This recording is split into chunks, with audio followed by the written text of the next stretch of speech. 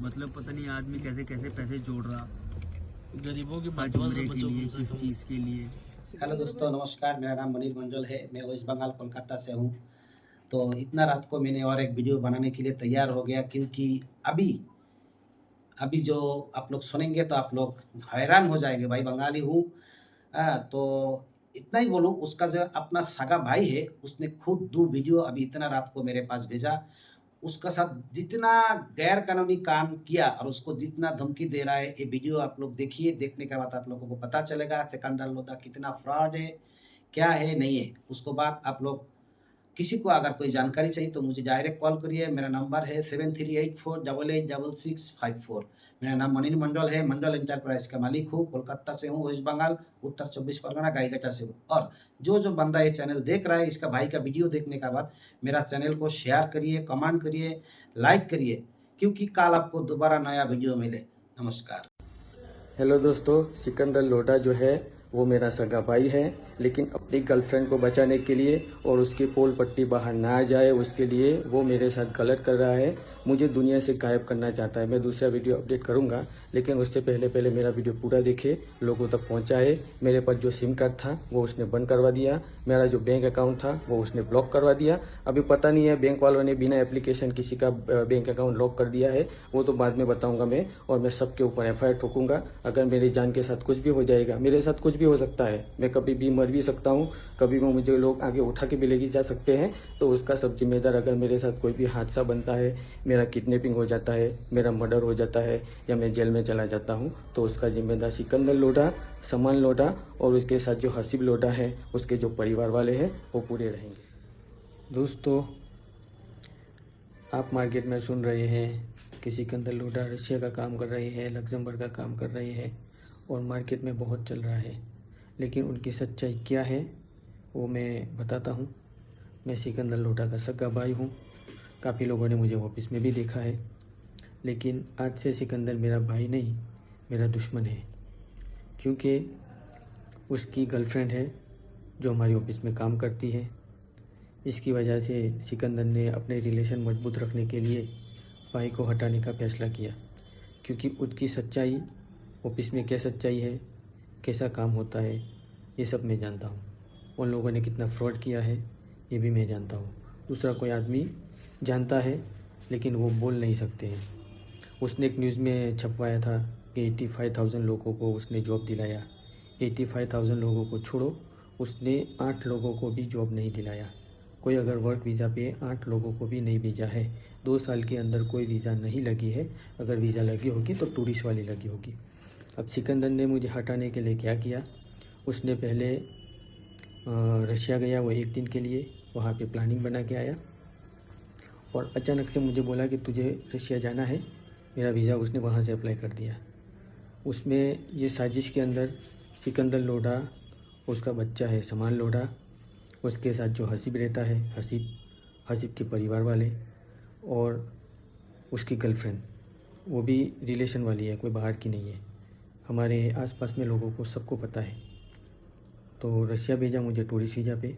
बोला वहाँ पे बंदे आएंगे, उनको वहाँ पे उतारने का है, कंपनी में लेके जाना है, कंपनी में से कौन लेने के लिए आता है उसका कांटेक्ट करना है, ये करना है, ऐसा बोल के मुझे भेजा। लेकिन मेरा 13 दिन का वहाँ पे ट्रिप था। उसको मैं बहुत बोला कि भाई मेरा होटल बुकिंग कर दो, होटल बुकिंग कर दो, होटल बुकिंग कर दो, लेकिन उसने मेरा होटल बुकिंग नहीं किया था। जिस दिन मुझे घर से निकलना था वो दूसरे गांव में चला गया था।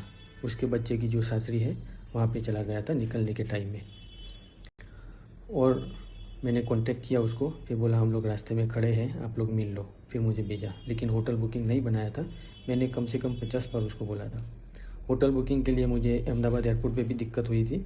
मैं 7 अगस्त को अहमदाबाद से गया था, वाया शारजा से गया था, तो शारजा एयरपोर्ट पे भी मुझे वही दिक्कत हुई थी। लेकिन मैं कैसे भी करके निकल गया और जैसे रशिया पहुंचा तो रशिया में भी वही प्रॉब्लम हो रहा था। फिर मैं रशिया भी पहुंचा तो किसी का इंटरनेट कनेक्ट किया। जब मुझे डिपोर्ट कर रहे थे उस टाइम पे, तो उसका मुझे मैसेज आया था कि 3 दिन का बुकिंग करके दिया है, लेकिन 3 दिन का बुकिंग वहाँ पे नहीं चलेगा और वहाँ पे पेड बुकिंग चाहिए। लेकिन उसने 3 दिन का बुकिंग किया, वो भी विदाउट पेड किया, और मेरा रहने का 13 दिन का था। उसको पता था कि मुझे वहाँ से डिपोर्ट करेंगे। डिपोर्ट करने के बाद में अच्छा हुआ कि मैं इंडिया वापस आया और डिपोर्ट किया। उस टाइम पे मैं डिपोर्ट रूम में रहा, 7 घंटा 8 घंटा बैठा रहा। वहाँ पे ना खाने का इंतज़ाम था, ना ऑक्सीजन था। और जो लोग जो भाई रशिया जाके आए हैं, डिपोर्ट हुए हैं, उनको भी पता होगा। और वहाँ से मैंने फिर किसी का इंटरनेट कनेक्ट हुआ तो मैंने उसको बोला सिकंदर को ऐसा ऐसा हुआ। तो उसने मुझे बोला कि तू दुबई आ जा और दुबई में एंटर हो जाना, मैं फिर से तेरी टिकट करता हूँ। लेकिन ये सब उसका फंसाने का प्लानिंग था अपने सगे भाई को। इसी तरह उसने मुझे भेजा था। फिर मैं दुबई आया और अल्लाह ने मुझे अक्ल दिया है, अल्लाह ने मेरी ज़िंदगी बाकी रखी है। तो इसके लिए मैं मेरी होशियारी से दुबई में एंटर हो गया। दुबई में एंटर होने के बाद में उसने मुझे बोला कि तुझे फिर से जाना है, मैं अबू धाबी से टिकट बना देता हूँ रशिया के लिए। लेकिन जब मैं रशिया से डिपोर्ट हुआ था, जो ऑफिसर मुझे फ़्लाइट में छोड़ने आया था, उसको मैंने पूछा था कि भाई मैं अगर रशिया फिर से आना चाहूँ तो कब आ सकता हूँ। तो ऑफिसर ने मुझे बताया था कि आप 6 महीने तक नहीं आ सकते और ये वीज़ा पे दोबारा एंट्री नहीं कर सकते। अगर ऐसा करते हो तो आपको यहाँ के रूल्स के हिसाब से पनिश होगी, मतलब कि पैसे भी डालने पड़ सकते हैं, जेल में भी जाना पड़ सकता है। तो अबू धाबी से मुझे फिर से उसने टिकट बनाया और बोला तुझे वही वीज़ा पे फिर से जाना है 1 हफ्ते के बाद। लेकिन मैं अबू धाबी से रशिया नहीं गया। मुझे पता था वहाँ जाने के बाद में मेरे साथ क्या क्या होने वाला है। तो मैं रशिया नहीं गया। अबू धाबी एयरपोर्ट से ही मैं बाहर से ही वापस आ गया। मुझे पता था और मुझे मेरी ज़िंदगी में मुझे जीना है, मेरी ज़िंदगी मुझे अच्छी लगती है, इसके लिए मैं नहीं गया था। मुझे पता है कि वहाँ पे मैं फंस जाऊँगा। लेकिन उसने मुझे ऐसा बोला था कि आप किसी को मत बताना कि मेरे साथ ऐसा ऐसा हुआ। फिर मैं 7 तारीख को गया था रशिया और 7 तारीख को रात में मुझे डिपोर्ट कर दिया था। मैं 8 तारीख को पहुंचा शारजा और शारजा में मैंने एंट्री ले लिया और मैं 20 तारीख तक दुबई में ही रहा और 21 तारीख को मैं इंडिया में आया। इंडिया में आने के बाद में वो मेरे से बोलना बंद कर दिया, गुपचुप को बातें कर रहे थे। और उनका दूसरा प्लानिंग ये था कि रशिया के लिए जो बंदों से उन्होंने 2.5 करोड़ या 2 करोड़ रुपये लिए हैं, तो वो पैसे सिकंदर, हसीब और हसीब के ख़ानदान वाले, सामान, ये सब मिल के खा जाने वाले थे। और मुझे रशिया भेजा था उन्होंने जो प्लानिंग से, अगर मैं रशिया जाके फंस जाता तो मैं वापस नहीं आ सकता, न मेरा वहाँ पे कांटेक्ट होगा, न मुझे वहाँ पे कोई बचा सकता है। तो पब्लिक को ऐसा बोलेंगे कि भाई सोहेल भाई गए हैं, पैसे लेके भाग गए हैं, उनका कोई कांटेक्ट नहीं होता है। वो ऐसा करके हाथ ऊपर कर देगा। लेकिन अल्लाह ने मेरी ज़िंदगी बाकी रखी है और आप लोगों की दुआ है तो मैं बच के इंडिया में आया हूँ। तो सगे भाई के साथ उसने ऐसा किया है। और दूसरा क्या हुआ कि मेरी होस्टा की कंपनी है, आप गूगल में सर्च करोगे, होस्टा हनी मेरा हनी का कंपनी है। मैंने 2021 में बनाया था। लेकिन मैं हमारे गांव से 100 किलोमीटर के करीब वहाँ पे मैं रहता था। सिकंदर की परेशानी से मैं 2016 से 17 से घर पे नहीं आता था।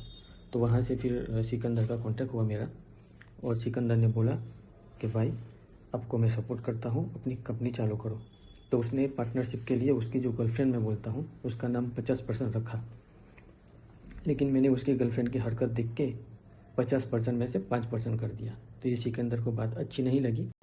इसके लिए उन्होंने फिर प्लानिंग बनाया कि सोहेल भाई को गायब कर देंगे और कंपनी हम बचा लेंगे। लेकिन अल्लाह को ये मंजूर नहीं था। तो आप लोगों से रिक्वेस्ट है, वीडियो को ज़्यादा से ज़्यादा शेयर करें और उसकी सच्चाई क्या है। जो लग्जमबर्ग वालों को वीज़ा लगाने के लिए दिया था तो उसमें सब डुप्लीकेट डॉक्यूमेंट थे, जिसके लिए सबका वीज़ा कैंसिल हो गया।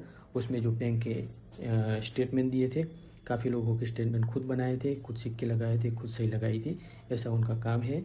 ये 2 साल के अंदर अभी तक किसी का वर्क वीज़ा नहीं आया है और न कोई बाहर गया है।